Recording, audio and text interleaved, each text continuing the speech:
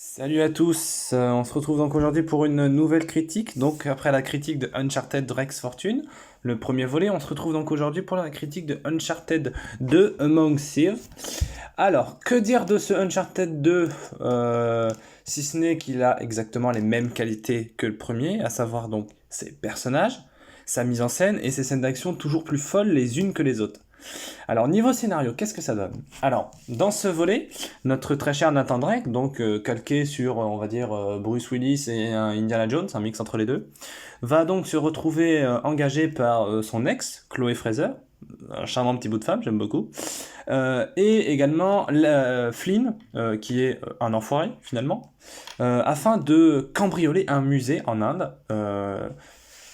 Cambrioler une lampe à huile, je crois, quelque chose comme ça, qui va le mener vers le trésor de Marco Polo. Sauf que, évidemment, vous connaissez l'Uncharted, bah, on va pas aller vers un trésor. Hein. Ça, le trésor, on est dans le troisième niveau, et il y en a 25. Je vous laisse deviner le suite. Donc en fait, l'objectif va évoluer pour que finalement on se retrouve à chercher la cité de Shambhala qui abrite la pierre de Shintamani. Hein une pierre dotée d'immenses pouvoirs. C'est original. Bref, alors là encore, c'est pas le scénario le plus dingue, hein. Parce que les chasses au trésor, c'est rarement des scénarios de ouf. Mais le point qui est intéressant, c'est là encore le traitement de ces personnages, hein, et ces environnements toujours magnifiques. Parce que si dans le premier, on avait le décor de la jungle, qui était un décor, voilà, très sympathique, avec les colonies espagnoles, la grotte, les temples, tout ça. Là, on est dans un décor uniquement indien. On est vraiment en Asie de A à Z. C'est-à-dire qu'on commence dans un musée en Inde, ensuite on va à Bornéo, et ensuite on finit au Népal. On a un temple népalais, on a le monastère, on a les montagnes, et on a évidemment Shambhala, le plan sur Shambhala qui est absolument sublime, véritablement, dans ce jeu. Donc, en fait, c'est sensiblement le même jeu que le premier, à part que c'est les décors qui changent. Pourquoi j'aime Uncharted 2? Bah parce que déjà, il va beaucoup plus loin dans les scènes d'action, beaucoup, beaucoup plus loin. C'est-à-dire que là, on est sur le méchant et donc un chef de guerre russe, je crois, ou serbe, quelque chose comme ça, enfin un des pays de l'Est, qui donc veut rechercher bien entendu la cité pour avoir des pouvoirs et tout ça, et gouverner la planète. Enfin, vous connaissez la chanson, hein. Vous n'êtes pas le premier qui veut faire ça. Et donc en fait, finalement, ces hommes sont immortels, parce que la difficulté est beaucoup plus dure que dans le premier, et vous savez que j'aime pas quand c'est dur. Oh là là, moi j'ai le souvenir de vagues d'ennemis qui arrivent, des centaines d'ennemis, si bien que j'ai l'impression que le méchant, donc Zordan Lazarevich, il a 1 milliard d'hommes, parce que c'est des gens qui sont invulnérables. Tu leur tires 3 chargeurs de mitrailleuses et un lance-roquette et une roquette, ils ne sont pas morts. Rien ne va. Mais bon, euh, voilà. La difficulté est un peu plus compliquée, mais ce n'est pas grave. Parce qu'en fait, le jeu est quand même assez facile, même si on en reparlera sur les énigmes. Tout a été revu, le scénario est beaucoup plus profond. C'est-à-dire que, oui, on recherche juste un trésor, mais c'est l'interaction entre les personnages qui va être d'autant plus dingue. C'est-à-dire que Chloé Fraser est donc l'ex de Nathan Drake, donc évidemment ils se remettent ensemble, sauf qu'à un moment dans l'aventure on recroise Elena, qui est journaliste, je vous le rappelle, en train de faire un reportage sur Zoran Lazarevich, hein, donc finalement va nous accompagner dans cette aventure folle qui est la recherche de Shambhala. Et finalement, en fait, les scènes d'action sont beaucoup plus dantesques, si vous voyez ce que je veux dire. Les enjeux sont beaucoup plus forts, c'est-à-dire que dès le début, le méchant, il arrive, il tue un de nos compagnons. On n'est pas là pour cueillir des perles, hein. On est clairement là pour empêcher ce malade. Parce que dans le 1, ce que j'aimais Uncharted 1, mais si j'avais un reproche à lui faire, c'est que c'était un peu des vagues d'ennemis qui arrivaient sans aucun enchaînement. Là, les ennemis viennent nous déloger si on reste très longtemps, si on reste caché trop longtemps. Ils sont un peu plus intelligents, il y a un peu d'infiltration pour essayer de gérer au mieux les gunfights. Je pense notamment au niveau de Bornéo, où on est dans la cabane du méchant et qu'on regarde les plans, les parchemins, tout ça, vous connaissez, hein, et qu'en fait ils arrivent et que là il y a vraiment des vagues d'ennemis, il y en a un qui nous attaque à la sulfateuse et là c'est des niveaux dans les marécages avec des trucs qui explosent, et ça c'est très joli et moi j'avais beaucoup aimé ce moment. Et donc après, nous nous rendons dans une ville népalaise en fait. Et là, vraiment, commence Uncharted de profond. C'est-à-dire que là, vraiment, les méchants ravagent la ville. Bon, c'est pas l'Inde est déjà, enfin le Népal n'est pas déjà un pays extrêmement aidé. Hein, on n'est pas sur New York. Hein, mais alors là, la ville, elle est ravagée. Ils attaquent au tank, ils attaquent à la mitrailleuse, au lance-flammes, aux lance-grenades. Et donc la ville, ils ravagent tout juste pour trouver un temple. Et donc là, on combat des vagues d'ennemis. C'est pas ce qu'il y a de plus intéressant. Moi, je préfère les énigmes, mais bon, c'est quand même très sympa et très plaisant à jouer. Hein. Même si j'ai une petite préférence pour les attaques au coup de poing, c'est d'autant plus jouissif. Et donc en fait, une fois qu'on se retrouve dans le temple, ben là, il se passe quelque chose. C'est-à-dire que dans Uncharted 2, il y a un avant le train et un après le train. C'est-à-dire que avant le train, on a envie de trouver le trésor avant Zordan, et après le train, c'est un niveau, le train, d'une maîtrise absolument incroyable. La mise en scène, la musique, c'est de l'action pendant 20 minutes, t'as les mains moites, tu sues, t'es pas bien quoi. Parce qu'en fait, le train, c'est des ennemis qui nous tirent dessus jusqu'à ce qu'on crève, et on se fait tirer dessus, on se fait embrocher, et on se retrouve dans les montagnes, et on se fait recueillir par un moine tibétain qui est en fait un ancien nazi, MDR. C'est extraordinaire. Et donc là, on comprend que en fait, Shambhala, c'est bien plus qu'une simple cité avec des richesses, et qu'il faut vraiment pas qu'ils aient la pierre de Shintamani. Et en fait, après avoir parlé avec ce fameux moine, finalement, là, on va dans un des niveaux qui est l'un des plus beaux niveaux visuels. Donc, on va donc dans l'un des niveaux qui est le plus beau niveau visuellement de l'histoire du jeu, de l'histoire du jeu vidéo, à savoir donc le niveau dans le temple dans la glace en fait. Et c'est un niveau où on va se faire attaquer par des espèces de yétis chelous, hyper flippants, et où en fait on va comprendre quelque chose en rapport avec Shambhala. Et qu'en fait, on va comprendre que l'ancien moine tibétain qui était un ancien nazi, a tué ses camarades. Hein. Parce que, alors, comme dans le premier Uncharted où les nazis pendant la guerre avaient envoyé des équipes pour chercher l'Eldorado, là, des nazis auraient cherché la Shambhala aussi. Et donc là, on est dans un niveau de jeu vidéo qui est absolument extraordinaire. C'est-à-dire que c'est magnifique, réellement. Il y a même plus de débat possible, en fait. C'est-à-dire que le niveau dans la glace, c'est beau visuellement, il n'y a pas beaucoup d'action, c'est très calme. Et puis après, on renchaîne sur finalement Lazarevich qui nous a rattrapés et donc qui va buter des pauvres gens qui étaient dans leur ville, perdus dans les montagnes, qui embêtaient personne.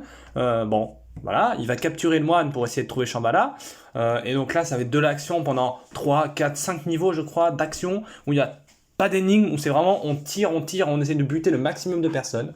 Bon, voilà, c'est pas ce qu'il y a de plus intéressant, je pense que ça peut en laisser certains sur le carreau. Il y a un peu moins le côté aventure que dans le premier, mais j'aime beaucoup ce Uncharted parce qu'on est dans des environnements qui sont très indiens, très montagnards, tu vois. On a au niveau de l'architecture, c'est quelque chose de très indien, comme j'ai dit, très dans la mythologie hindoue. Donc c'est très joli, c'est très voluptueux. On est dans des espaces très grands, très vastes, très jolis à voir. Bon, on n'est pas dans une open world là encore, mais visuellement c'est joli en fait. Et juste des fois, t'as envie de te poser et de faire waouh, ok, c'est beau. Et donc après. Avoir passé ça, on trouve le passage secret vers Shambhala, et donc là, il y a les 3 derniers niveaux, à savoir, on arrive vers Shambhala, on essaye de s'échapper, on se rend compte que finalement, en fait, la pierre de Shintamani, il n'y a pas vraiment de pierre, en fait, c'est de la résine de l'arbre de la vie, ou je sais plus comment il s'appelle, et en fait, la résine transforme les gens en espèces de zombies bleus tout méchants et tout moches. Donc là, oui, ça fait 2 Uncharted où finalement le trésor rend maudit, c'est quand même con, tu vois. Tu passes 20 niveaux à essayer de chercher une cité pour dire ouais, je vais me faire un max de pépettes et finalement la cité est détruite, et maudite qui plus est, donc finalement c'est pas si mal qu'elle soit détruite. Mais non, ce qui est bien dans ce Uncharted, c'est donc toujours ces personnages qui sont toujours aussi drôles, toujours aussi attachant, même si on verra un peu moins Sully qui est pour moi l'un des meilleurs personnages. Nathan Drake, évidemment, est toujours là puisque c'est le héros, mais toujours à s'envoyer à faire des blagues un peu pour alléger un peu les moments un peu tristes. On a un peu plus de profondeur et de tristesse, si je puis dire, de drame dans cet épisode, parce que le méchant déjà, de base, Et même au niveau des musiques, on est sur quelque chose d'un peu plus sobre, d'un peu moins épique peut-être, à part sur certains moments évidemment. Mais voilà, on est sur quelque chose de très très bon, un très bon cru, hein, si je peux dire. Bon, alors, par contre, au niveau des énigmes, bon, alors toujours les énigmes on s'aidera du petit carnet de Nathan Drake, bien entendu. Mais les énigmes, qu'est-ce qu'elles sont plus dures? Moi, ce qui m'énerve, c'est les gens qui disent oui, les énigmes de Uncharted, elles froisseraient pas un neurone à un singe. Dans ce cas-là, si, en fait. Parce que moi, je les ai trouvées très dures, finalement. Je pense notamment à cette énigme dans le temple au Népal, là, avec il faut orienter les lumières, il faut grimper à 30 mètres de haut pour orienter la porte et tout. C'est dur, moi, j'ai mis des heures avant de comprendre. Et alors, je vous parle même pas de la dernière énigme, je crois. Non, de l'avant-dernière énigme, qui est, euh, qui est donc dans le temple, l'un des temples au Népal, dans le village, pour essayer de trouver l'entrée vers Shambhala, là, le passage secret, si je puis dire. Et en fait, on a 4 statues qui, dans un premier temps, il faut les placer au bon endroit, parce que chaque statue correspond à une couleur, chaque couleur correspond à un élément, il faut les passer au bon endroit, ensuite il faut tourner les cylindres dans le bon sens pour ouvrir une fenêtre qui amènera ta vue à voir le passage secret. Enfin, une galère, une galère. Et puis franchement, euh, niveau méchant, alors bon voilà, c'est Lazarevich, c'est le méchant chef de guerre. Bon, c'est quelque chose qui est pas extrêmement original. On n'a pas son background, on sait pas pourquoi il fait ça, on sait pas pourquoi il veut. Enfin si, mais on n'est pas sur au niveau d'un Thanos ou d'un Joker ou d'un Ultron, tu vois. Le jeu vidéo a eu des méchants un peu mieux, même Uncharted a eu des méchants mieux, notamment dans le 4, mais on y reviendra plus tard. Donc finalement, ce Uncharted a des qualités assez exceptionnelles finalement. Comme je l'ai dit à de nombreuses reprises, c'est toujours l'aventure, les énigmes, un peu de gunfight. Ça dose un peu plus, c'est un peu plus orienté action que dans le premier. C'est pas une mauvaise chose. Euh, les personnages sont plus approfondis, la musique est toujours aussi belle, les énigmes sont absolument incroyables. On a des plans qui sont magnifiques, même si, bon, je préfère le 3 quand même à Uncharted 2, parce que le 3, ça va être dans le désert, comme vous le verrez dans la prochaine vidéo, et c'est incroyable. Mais voilà. Mais c'est également un scénario un peu plus approfondi que dans le premier. Pas que sur les personnages, notamment sur le scénario pur. C'est-à-dire qu'on n'est pas oh, bon, on va rechercher un trésor et puis voilà, tu vois. C'est-à-dire que c'est pas le cliché du trésor pirate où tu as une carte sur une île et puis voilà, il y a une croix. Et non, là c'est beaucoup plus compliqué que ça. C'est-à-dire qu'on trouve une lampe à huile on la fait fondre, on trouve un manuscrit pour aller dans un tombeau qui nous emmène dans une ville, qui nous emmène dans un temple, qui nous emmène. Voilà. J'aime bien les aventures quand elles sont pas trop longues, mais qu'elles ont un peu de durée. Parce que si on trouve le trésor au bout de 3 niveaux, c'est de la merde en fait, concrètement. Donc voilà. Là, comme vous pouvez le voir sur les images qui sont en train de diffuser là, voilà, là c'est le moment où on arrive vers Shambhala, on découvre Shambhala, ou Shangri-La, ça dépend de ce que tu veux. Hein, ça, les deux se disent. Et regardez-moi comme c'est magnifique. Regardez-moi, ces environnements très indiens, c'est beau, c'est juste beau, t'as envie de kiffer la vie à ce moment-là, quoi. Bon, voilà, les méchants sont là pour les richesses, mais regardez comme c'est beau. Regardez-moi ça. C'est absolument magnifique. Non? Vous n'êtes pas d'accord avec moi? Eh ben, vous devez être d'accord avec moi.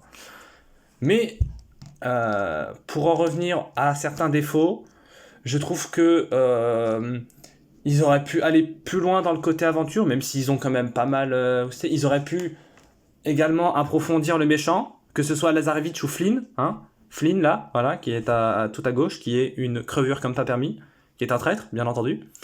Chloé Fraser, bon, Chloé Fraser, c'est un personnage qui est un peu stéréotypé, mais elle reste intéressante et attachante néanmoins. Après, dans Uncharted 5, alors j'ai pas joué à Uncharted 5, mais je sais que Chloé Fraser y est, qu'il n'y a plus Nathan Drake. Donc voilà, il faudrait que je joue à Uncharted 5 pour avoir un avis global sur la saison. Ah, qu'est-ce qui se passe? Voilà, donc là c'est les zombies dont je vous parlais en fait. Hein, donc ça, ce sont finalement des gens qui ont essayé de trouver la pierre et qui ont compris que c'était pas si bien finalement les trésors. Hein, c'est quand même con quoi finalement. Ça fait dans les 4 Uncharted, on n'en garde aucun trésor, hein, aucun mérite. Bon, c'est dommage. Donc pour conclure, voilà, Uncharted c'est génial, c'est dynamique, c'est rythmé, c'est drôle, c'est parfois triste, c'est très sympa, c'est beau visuellement, c'est c'est pas à mettre entre toutes les mains parce qu'il y en a certains qui vont trouver ça trop long, il y en a certains qui vont trouver ça trop dur. Voilà, les jeux vidéo c'est totalement comme tout en fait, c'est totalement subjectif. Moi j'ai kiffé de ouf, il y en a qui vont absolument détester. Eh ben, faites comme bon vous semble, moi je m'en fous. En tout cas, moi j'ai kiffé Uncharted 2 et voilà, on se retrouve bientôt pour parler d'Uncharted 3, l'illusion de Drake. Bon voilà, surtout si vous avez aimé la vidéo, abonnez-vous, likez, partagez, voilà, dites-moi ce que vous en avez pensé, je suis ouvert à toute la critique positive comme négative, hein. Bien entendu, essayez d'être un minimum constructif, dites pas « Oh ben c'est nul !» Non, dites « Bah j'aime pas parce que nanani nanana », voilà. Essayez d'être un minimum, comment je pourrais dire, un minimum, voilà. Votre opinion, contrôlez-le, quoi. Allez pas faire le hater sur les commentaires. Et puis soyez respectueux entre vous dans les commentaires. Sur ce, la bise, on se retrouve à bientôt donc pour Uncharted 3 et le 4.